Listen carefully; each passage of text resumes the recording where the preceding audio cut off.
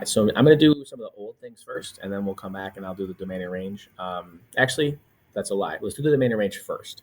So the domain is the x values, the range is the y values. All right. So what values of x exist on this graph? Well, it starts off over here at -11. And then again, if I had lights shining on this so it was shaded in, it would go all the way across here and all these x values are there, and then it stops right here at 11. So it starts at -11 and it goes over to 11. So now I got to put parentheses on here or brackets. They're both open circles, so they're both going to get parentheses. All right. And I think domain is usually easier to do because it doesn't double back. It just goes one direction. Range is harder because the graph starts up here and then it goes down for a while. And then it turns around and goes back up. And then it comes down again. So it's fluctuating up and down. All right. So one of the other things that I'll talk about is just find the lowest spot that it goes to and find the highest spot that it goes to on the y-axis. And it has to be in between unless there's some sort of break.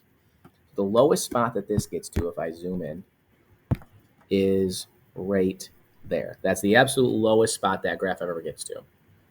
The highest spot that it gets to is right there. Every y value is in between here. All right, somewhere in there, between -1 and 6. All right, so now I got to come over here and see what happens. In my opinion, the range is always a little harder to deal with. So at 6, there's an open circle, and this is where range gets a little tricky. So at 6, there's an open circle right there. So that means there's a parenthesis on 6. And again, I just caught myself because I started to think, well, that's on the left, but I'm talking about range, which is up and down. So that's at the top. The -1 is down here at the bottom. Now, I can't get confused. There is an open circle right here, but that's not at -1.